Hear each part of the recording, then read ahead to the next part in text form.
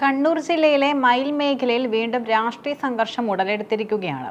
പ്രദേശത്തെ മുസ്ലിം league office ഒരു സംഘം ആളുകൾ തകർത്തുവെന്ന വാർത്തയാണ് ഇപ്പോൾ പുറത്തുവരുന്നത്. ഇന്നലെ പുലർച്ചെയോടെയാണ് ആക്രമണം നടന്നത്. വായനശാലയും അനുബന്ധ സൗകര്യങ്ങളുമുള്ള ഓഫീസിന് നേരെയാണ് ആക്രമണം ഉണ്ടായതെന്നാണ് റിപ്പോർട്ടുകൾ സൂചിപ്പിക്കുന്നത്. മയിൽ പ്രദേശത്ത് കഴിഞ്ഞ കുറച്ച് ദിവസങ്ങളിലായി നിലനിന്നിരുന്ന ചെറിയ തർക്കങ്ങളുടെ തുടർച്ചയായാണ് ഈ ആക്രമണമെന്നും കരുതപ്പെടുന്നു. പുലർച്ചെ ആരുമില്ലാത്ത സമയത്താണ് ഓഫീസിന് നേരെ ആക്രമണം നടന്നത്. ഓഫീസിന്റെ ജനൽ ചില്ലകൾ തകർക്കുകയും അകത്തെ ഫർണിച്ചറുകൾക്കും രേഖകൾക്കും നാശനഷ്ടങ്ങൾ വരുത്തുകയും ചെയ്തിട്ടുണ്ട്. ശബ്ദം കേട്ട് നാട്ടുകാർ ഓടിക്കൂടിയപ്പോഴേക്കും അക്രമികൾ സ്ഥലത്തു നിന്നും രക്ഷപ്പെട്ടിരുന്നു. ഈ ആക്രമണത്തിന് പിന്നിൽ CPM പ്രവർത്തകരാണെന്നാണ് UDF നേതൃത്വം ആരോപിക്കുന്നത്. പ്രദേശത്ത് മുസ്ലിം ലീഗിന്റെയും UDFന്റെയും വളർച്ചയിൽ അസഹിഷ്ണുത പൂണ്ടവരാണ് ഈ ആക്രമണം നടത്തിയതെന്ന് അവർ കുറ്റപ്പെടുത്തി.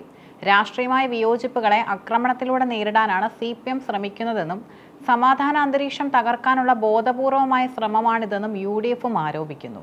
എന്നാൽ ഈ ആരോപണങ്ങളെ CPM പ്രാദേശിക നേതൃത്വം നിഷേധിച്ചിട്ടുണ്ട്. ഈ സംഭവവുമായി പാർട്ടിക്ക് യാതൊരു ബന്ധവുമില്ലെന്നും രാഷ്ട്രീയമായ ലാഭത്തിനു വേണ്ടി UDF അടിസ്ഥാനരഹിതമായ ആരോപണങ്ങൾ ഉയർത്തുകയാണെന്നുമാണ് അവരുടെ നിലപാട്.